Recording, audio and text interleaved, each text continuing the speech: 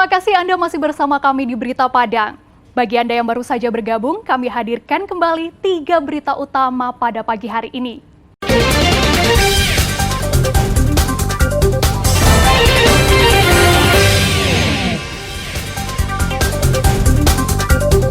"23 pejudi di Bukit Tinggi ditangkap polisi. Puluhan pelaku UMKM gelar dagangan di pelataran Jam Gadang Bukit Tinggi. Angka kecelakaan kereta api di Sumatera Barat merupakan yang tertinggi di Indonesia.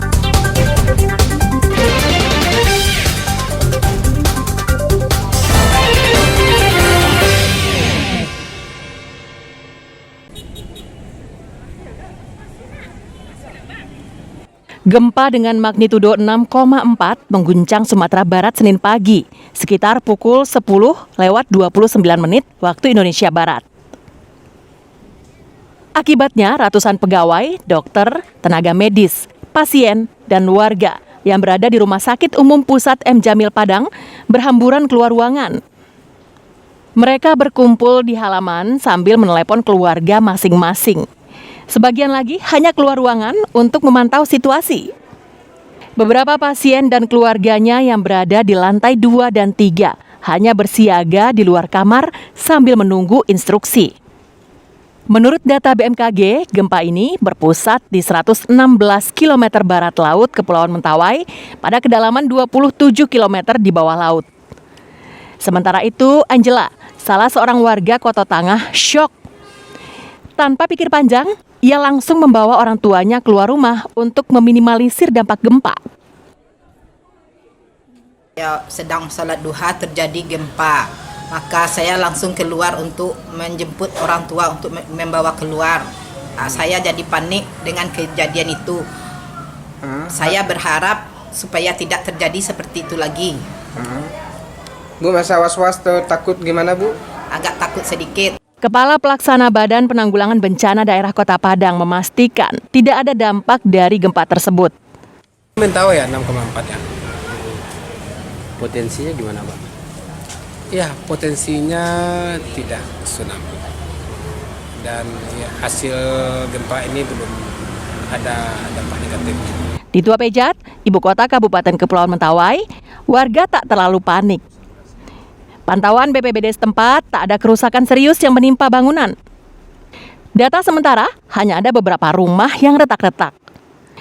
Ini merupakan gempa yang terjadi 3 kali dalam satu hari. Pertama pada Senin dini hari dengan magnitudo 4,9. Kemudian pagi hari pukul 5:34 waktu Indonesia Barat dengan magnitudo 5,9. Robiham melaporkan dari Padang.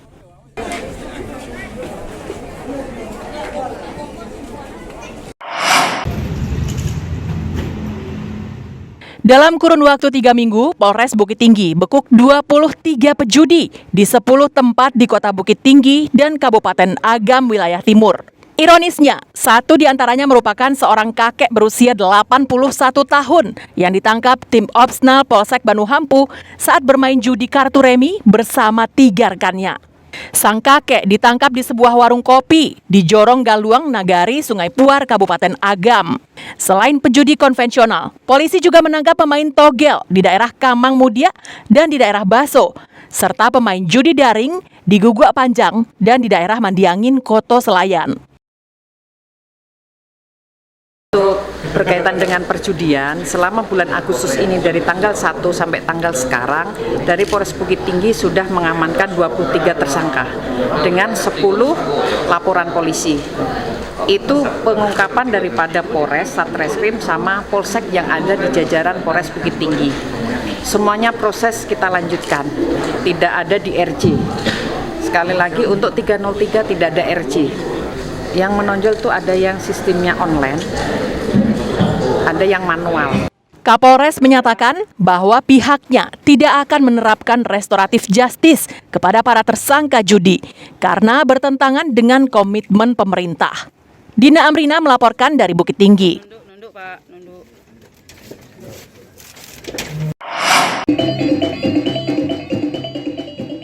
Lebih dari 80 pelaku usaha mikro kecil dan menengah kota Bukit Tinggi menjual barang dagangan mereka di stan yang berada di seputaran Taman Pedestrian Jam Gadang Bukit Tinggi.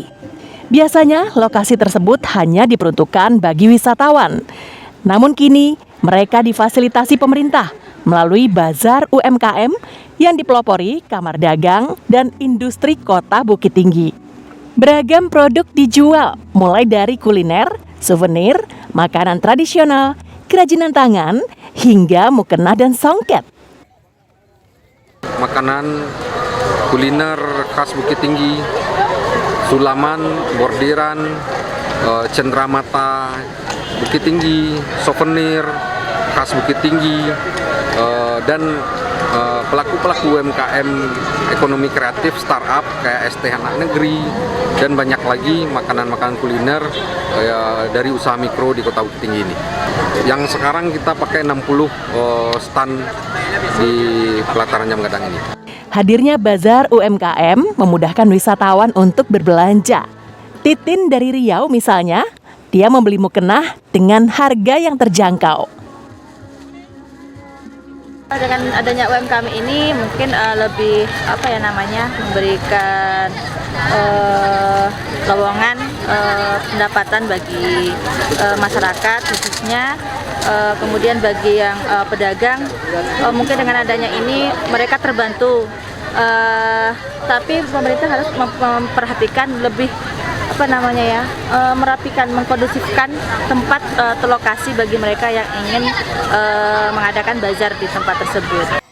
Wali Kota Bukit Tinggi menyarankan untuk masa yang akan datang pelaksanaan kegiatan lebih tematik seperti bazar untuk produk rumahan sehingga tidak mengganggu omset pedagang di sekitar objek wisata.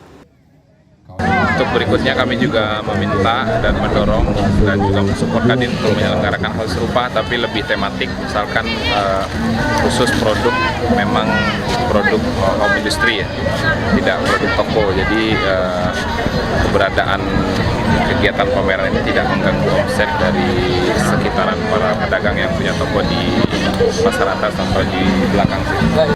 Pasca pandemi COVID-19, perekonomian masyarakat mulai tumbuh. Namun untuk mencapai hasil maksimal, dibutuhkan perjuangan dan kerja keras, salah satunya melalui Bazar UMKM. Dina Amrina melaporkan dari Bukit Tinggi.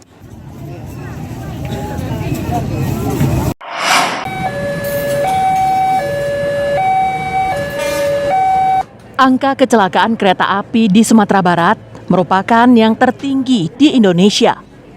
Tahun 2021 saja, terjadi 27 kasus kecelakaan kereta api yang menimbulkan korban luka ringan, luka berat, hingga meninggal dunia.